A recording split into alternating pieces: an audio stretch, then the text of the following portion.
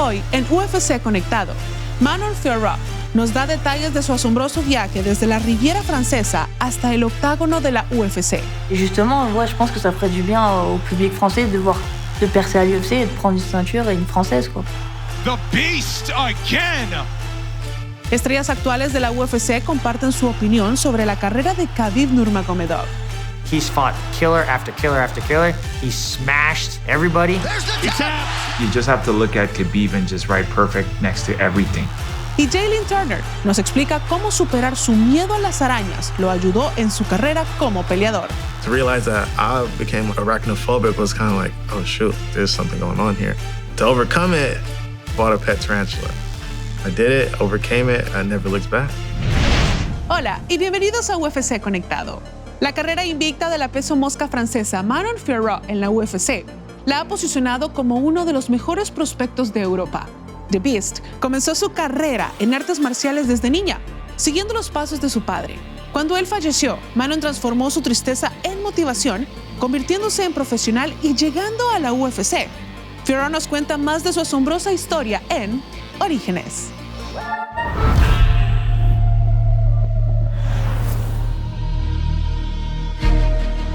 Mixed martial arts legitimized now in France. The door is now open and we're seeing professionals like Manon Fiorot, who just an astonishing resume all the way from the amateur days. We need new blood in the division. And what we could be seeing here is the emergence of a future contender. Oh, another one. That's gonna do it. First woman from France to get her hand raised inside the octagon. Beautiful elbows, beautiful side kicks. What a display of violence. The Beast again! And France has a legitimate contender in this flyweight division.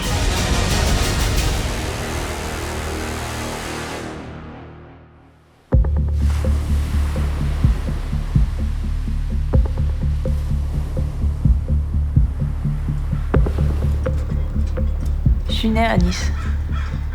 Voilà, c'est une ville, c'est reposant, c'est calme.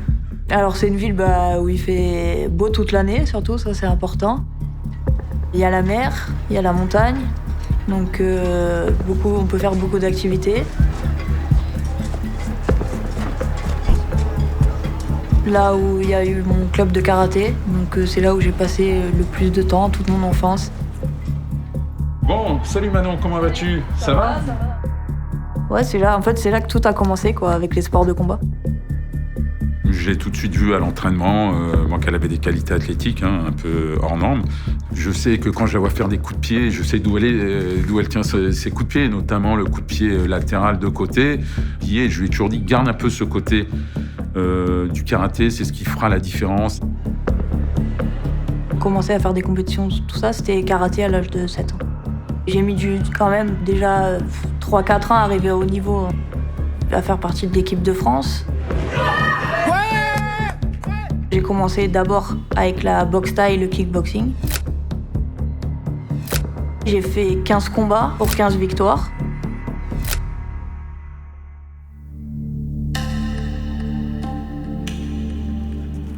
Ronda! Comment elle s'appelle? Ronda. Comme Ronda Rousset. C'est vrai? C'est un dommage. Ouais.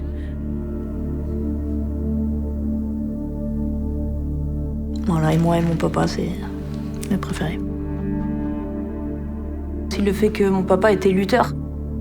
J'ai les souvenirs où je l'accompagne sur plusieurs compétitions, où je le vois lutter, où je viens aux entraînements, où je l'attends.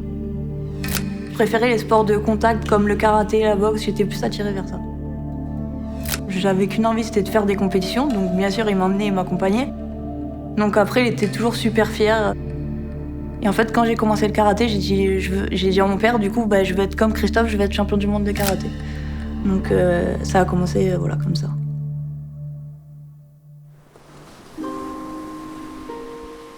En 2016, ça a commencé, il a eu un grave accident où en fait il a perdu la mobilité de son bras. Là, il était pompier professionnel, donc il pouvait plus travailler. Voilà, suite à ça, la vie était trop compliquée, je pense, pour lui et bon, je sais pas comment. Ouais, voilà.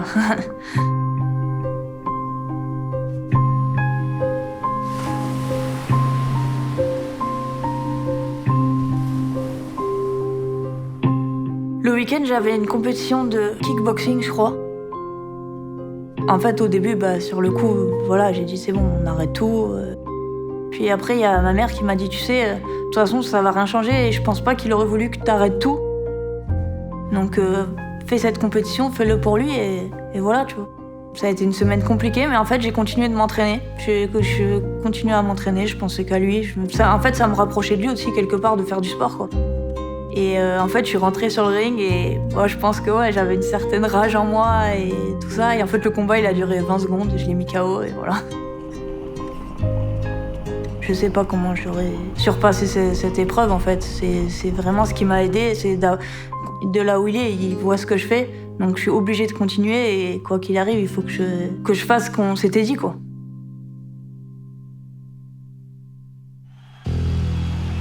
Et après, c'est pendant mes entraînements de kick et de boxe thaï qu'en fait que j'ai découvert le MMA par des autres gens de la salle qui m'en ont parlé. J'ai commencé à regarder des combats, tout ça. En fait, un qui m'a inspiré aussi au tout début, c'était Ryo Tomashida, puisqu'il c'était un karatéka aussi.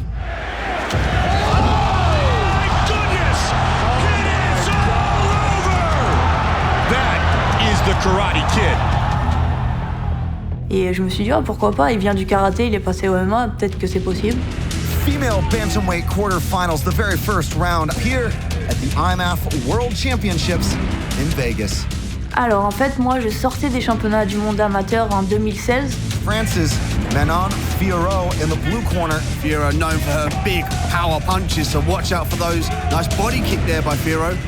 Mais en fait, du coup, à cette époque-là, je faisais pas vraiment de MMA. Je fais un peu de boxe thaï dans une salle, un peu de jiu-jitsu dans une autre. Norway got the squeeze going down here in Vegas, and I think we may have seen a tap, and it's all over. Peut-être que faudrait que je trouve un club vraiment de MMA avec des pros, tout ça.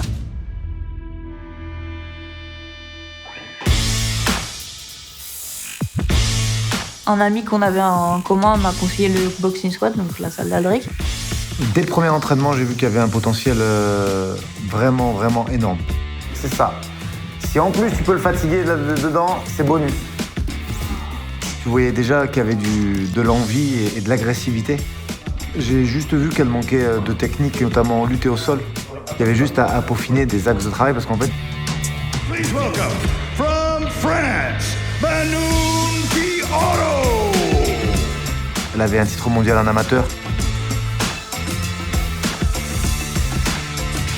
Elle avait deux titres mondiaux en professionnel. Je lui avais expliqué qu'avec le Covid, l'UFC faisait des signatures en assez courte durée, en assez short notice. Elle était préparée pour ça.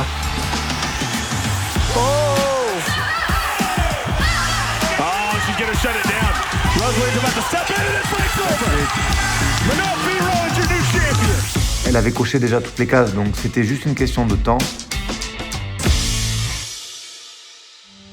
A lot of hype coming in behind Fiorot into her UFC debut. She came through the IMAF, the International Mixed Martial Arts Federation scheme, like the Amateur Olympics for MMA. And Fiorot says she has worked on her wrestling to try to become a more complete martial artist. That's one of the areas you worry about whenever a fighter is a traditional striker.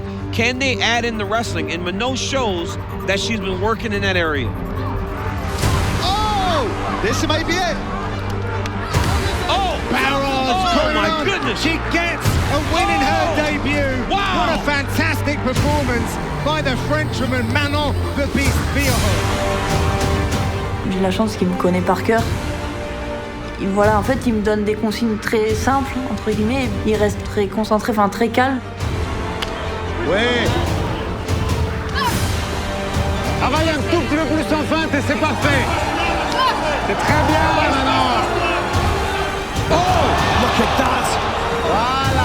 Voilà, je pense pas que je serais arrivée à ce niveau-là sans lui, c'est sûr même. Aujourd'hui, pour moi, c'est la numéro 1 mondiale déjà. Corps et à cri, nous, on va le montrer. J'y suis, franchement, déjà d'être arrivé là où je suis, pour moi, c'est déjà une partie de rêve qui est réalisée, mais après, maintenant, il faut aller au bout, quoi. Ouais, carrément, moi, c'est le but, ce serait vraiment de prendre cette ceinture et justement, je pense que ça ferait du bien au public français de voir que même les femmes sont capables de percer à l'UFC et de prendre une ceinture et une française, quoi. Llegó la hora de hacer una pausa, pero al regreso, estrellas actuales de la UFC comparten su opinión sobre la carrera de Khabib Nurmagomedov. Y más adelante, Jalin nos explica cómo superar su miedo a las arañas lo ayudó en su carrera como peleador.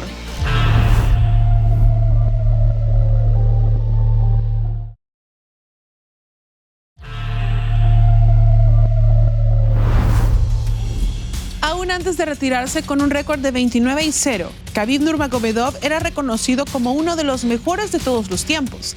The Eagle utilizó su pedigrí en lucha para aplastar a la competencia en peso ligero, ganando el oro en la UFC y un puesto en el Salón de la Fama. Le preguntamos a algunos peleadores de la UFC por su opinión en el impacto y legado de Khabib. Esto es Íconos.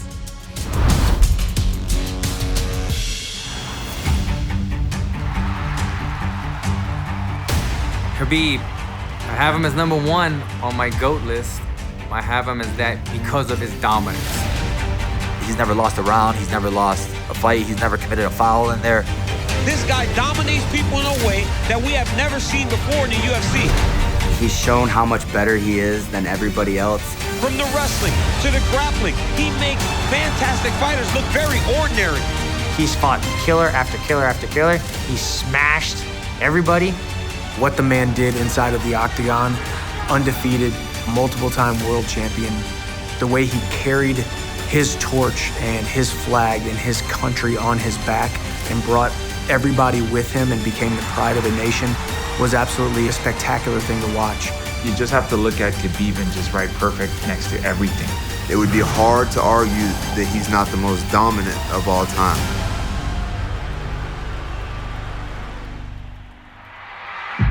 Dagestan, Russia, Kenny, for those that don't know, really is a wrestling mecca. When we first saw him come onto the scene and he would go against all-American wrestlers and dominate them and have 10, 11 takedowns in a single match, we'd never seen that level of grappling before. And it wasn't traditional freestyle wrestling. He had his own style of it. He took everybody down and he showed how grappling is dominant. There's the shot. His grappling is literally on another level. He's so strong, and not only strong, he's able to manipulate positions like no one can really do. That raw strength, people weren't used to it in his weight class. I think he's just one of those athletes, man, that he's been doing this for so long, and he probably has a whole different level of strength when he puts his hands on you.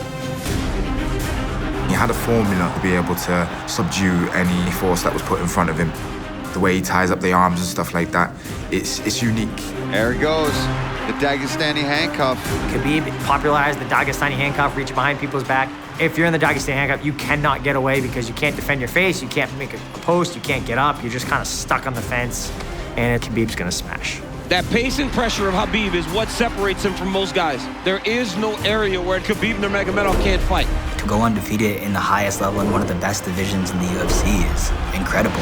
Khabib dominant for 25 minutes. When Khabib won the lightweight title, I truly believed like there was no one out there that was going to beat him at the time. Even to this day, I don't think there's anyone that could beat him.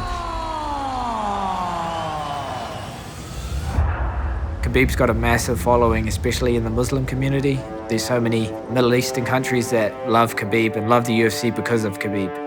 He brought so much attention to the religion and showed what it is to be a humble champion, what it is to be a generous champion, what it is to be a righteous champion. That's what a champion should be in my eyes, is somebody like Khabib. People think fighting's about being this, you know, man, you could be a good person and still be a great fighter. Martial arts is built on respect. Khabib is one of those guys that has kind of stayed true to, it's a fight, but it's a sport, and I'm gonna respect my opponent, period. It'd be easy to kind of go out there and be cocky, and he was just humble, played it cool, and then he went out there and backed up everything he said. I like the humble approach. Khabib is the sort of epitome of that, and I believe these young kids coming up now, they're starting to see that, and they're gonna start emulating that. My favorite, Khabib fight has got to be when he fought Michael Johnson, and we really got to see his level above everybody else. Here we go. There's the shot, and Michael Johnson just really does not have an answer to the grappling. This should be it. Michael should tap, or he's gonna break his arm. He's gonna break his arm. Hit is all over. And then when he fought Edson Barbosa, just the same thing. Walked him down, was not afraid of his knees, was not afraid of his kicks, took him down, and really just beat the crap out of him. Oh, he's getting mauled. The look in Barbosa's face says it all. One of the best Khabib performances has got to be the Conor McGregor fight. Can Conor survive what 26 others have not been able to? Just the way he went in there and dominated that fight. Oh! Massive right from Nurmagomedov! He just dismantled Conor, made him look like an amateur. Good entry by Nurmagomedov. McGregor trying to use the fence to his advantage. And he gets tripped right down. Too good. He's got it. It's under the neck. There's the tap. Still undisputed.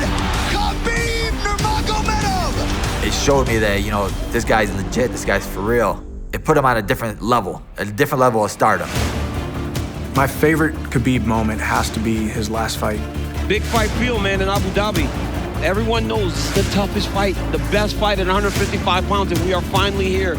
It was also right after he had just lost his father a couple months before. Tonight he enters the octagon, representing his father and his family and trying to keep that lightweight championship. You know, if anyone in that division was going to cause him real trouble, it would be Gaethje with his wrestling pedigree. We shall see who has the upper hand. Gaethje has successfully thwarted the first takedown attempt of Nurmagomedov. Gaethje doesn't back up. I don't think I've ever seen a fight where Gaethje doesn't get into these giant brawling fights, except against Khabib. Khabib has to try to close the distance here. Oh, beautiful takedown by Nurmagomedov. He gets the back, setting up triangle into the armbar. Oh, triangle choke by Nurmagomedov. You think about pressures of defending your world title, and you couple that with the fact that you just lost your father, you just lost your hero, you just lost your coach. The average man, the average human being would not be able to perform at that level under those type of circumstances. And Khabib Nurmagomedov is immediately resorted to tears without his late father, Abdulmanap Nurmagomedov. Today, I want to say, in no way I'm gonna come here without my father. Today is my last fight here in UFC.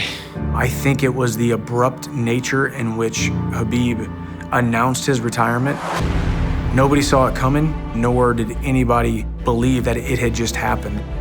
It's hard to leave on top, right? But that's exactly what Khabib did. You know, he got to the very top, best fighter in the world, and a lot of guys would try to like kind of milk that a little bit, but Khabib was totally fine with saying, nope, I did it, I'm done, I'm out. He's not gone, he's here still. He's still impacting the sport in different ways. You look now the fact that his father's passed away and he's almost slotted into the coaching role with all the Russian guys. That has been the plan all along for this team, to go out there after Khabib is gone and take over. And the transitions for Nurmagomedov are seamless. His dominant force that he had as a fighter, he has that as a coach. His fighters respect him to where they'll follow his orders and do whatever it takes to win. Khabib is going crazy in the corner. Now he's inside control, that's a problem. Dan's in trouble. Dan's in trouble. Oh, that's it! Islam Makhachev submits Dan Hooker in round one! Khabib was one of the first ones to pave the way, and you see all of his brothers and the Dagestani people get more opportunities because of him. Now he can focus on coaching his teammates and being an ambassador for mixed martial arts. I think we're gonna see Khabib not just as a Hall of Fame fighter, but he could end up as a Hall of Fame coach. He deserves to be where he is. He deserves to have the respect put on his name, and he's one of the all-time greats. He's been on top of the world and he retired undefeated, and that's just something that's unheard of in the sport of MMA. Y hacemos otra pausa, pero al regreso, Jalin Turner nos explica cómo superar su miedo a las arañas lo ayudó en su carrera como peleador.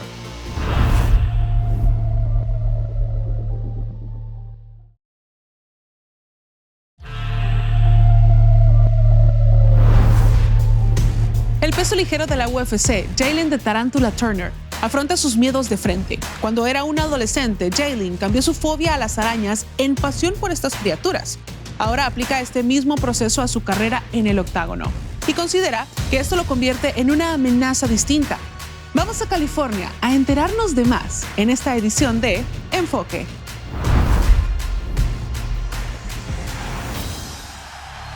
Jalin, the Tarantula Turner!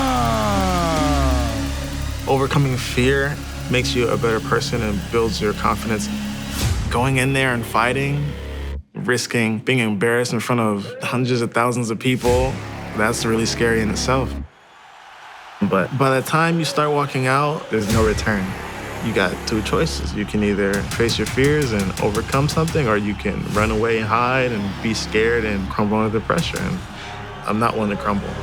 He's got a phenomenal physique for the sport, especially for this weight class, and real knockout power as well. Oh, that's it. Oh, and Potter's down. He might be out. That's it. That is it. The tarantula, Jalin Turner.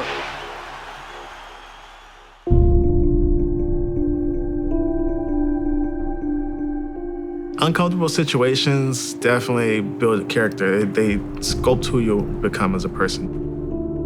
Fear of most things are projected from your experiences, from your parents, from your friends. I think I was about 16. I had friends, they didn't like spiders, they didn't like tarantulas. And like that energy kind of like projected onto me. You know, to realize that I became like a bit arachnophobic was kind of like, oh shoot, like there's something going on here. It was just something I knew I wasn't gonna want to live with and I wasn't gonna be comfortable with. So I was like, you know what, let me like at least try, you know, let me try something out. Let me try to get over this fear. Let me overcome something. So to overcome it, I just went to a pet store, bought a pet tarantula. It was pretty big. She was probably about like this big when I got her. Just instantly loved it. I was like, that's a cool pet. I did it, overcame it, I never looked back. She's an adult female. She'll try to eat your finger when you first put anything in there or put your hand in there, but after you get out, she's pretty calm and cool.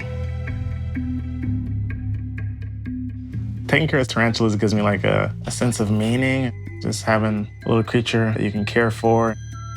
It's cool to get the understanding of them and interact with them how other people wouldn't.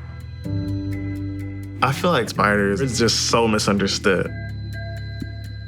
Food, a little bit of a heat source, and water is all they need to survive. If you get a good one, they're usually pretty tame and handleable. You can tell when a tarantula's gonna attack because they'll like raise their front legs at you. But as you can see, she's just prodding her legs around, just feeling around, thinking I'm a branch, not thinking I'm a threat at all.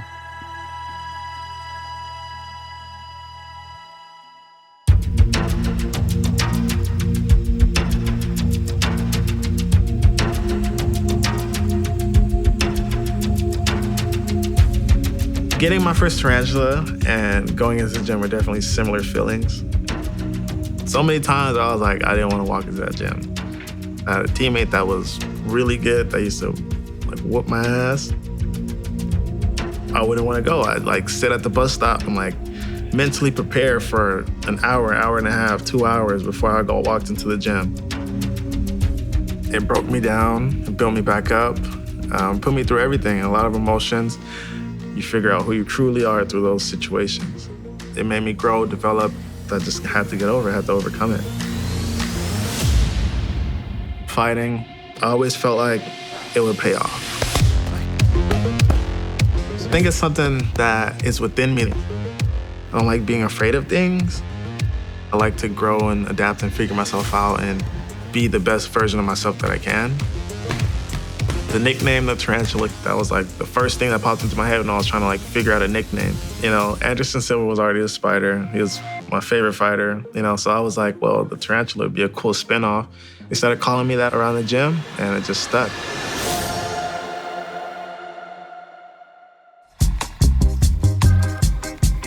Next to the scale, Jalin Turner. Nobody's weighed in with the live animal ever. Sometimes it's better to ask for forgiveness and permission, so I just did it.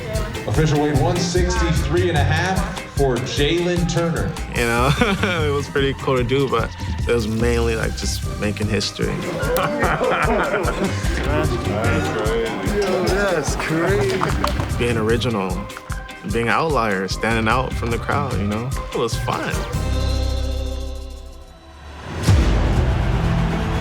People are very, very high on this young man. He's something special.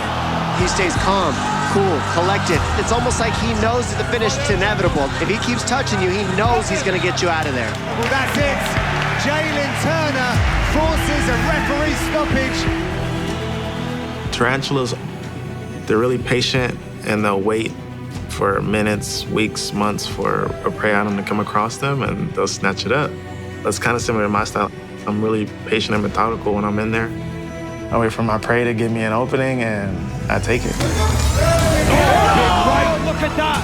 I think he's got it. Wow. Do it. Huge submission win for the Tarantula here in Vegas. Imagine how dangerous he can become if his game continues to evolve. I feel like my mindset now is completely bulletproof. Nothing really bothers me. Nothing really gets to me. I love fighting. I love the feeling of winning. And I'm really stubborn. I got goals I want to achieve. I want to keep pushing towards them. And I don't really feel like there's anything that's going to hold me back from that. Not fear, not an opponent. Nothing's going to stop me. Así terminamos este episodio. Contáctanos y comparte tus opiniones en línea usando el hashtag UFC Conectado. Hasta la próxima.